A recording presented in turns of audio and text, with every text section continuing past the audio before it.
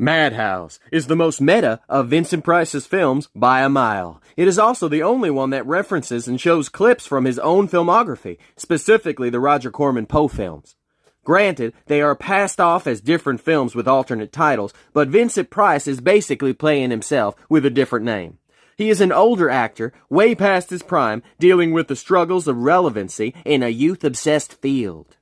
This film plays like Scream 2 meets Theater of Blood, where films that exist within Price's career are inspiring murders from an unknown assailant. The film oddly features a pre-O.J. Simpson case, if it don't fit, you must acquit, glove trying on sequence.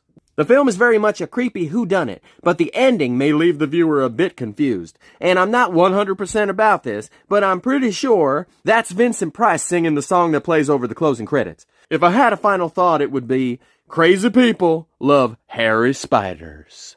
The Raven may be entertainingly silly, but in my opinion, it's the weakest of the Roger Corman Poe films.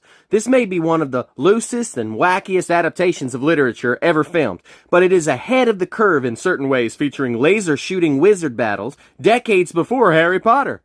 Perhaps J.K. Rowling is a closeted fan. Jack Nicholson shows up in an early comedic role. All the greats appear in this one, including Boris Karloff, Vincent Price, and Peter Lorre. The Comedy of Terrors is another great Vincent Price and Peter Lorre romp, where the laughs are put ahead of the horror. Not quite as silly as Roger Corman's The Raven, but an outlandish farce nonetheless. The Comedy of Terrors reunites most of the cast from Corman's Tales of Terror anthology, especially its Black Cat segment. Joyce Jameson plays a similar character in both. I would have loved to see even more films done with the three of them. Vincent Price puts on a southern accent for the wraparound segment of this underappreciated horror anthology gem directed by Jeff Burr of Texas Chainsaw 3, Leatherface, and Stepfather 2 fame. The film was produced and co-written by Darren Scott, who is most famous for being the writing/producing partner of Rusty Cundiff. The two of them would go on to create the 90s anthology masterpiece, Tales from the Hood.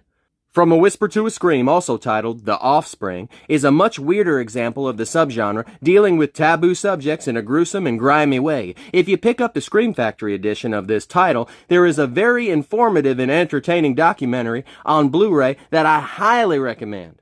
The film's budget was obviously low, but the filmmakers make up for that by not holding back on their imaginative creativity and passion for the genre.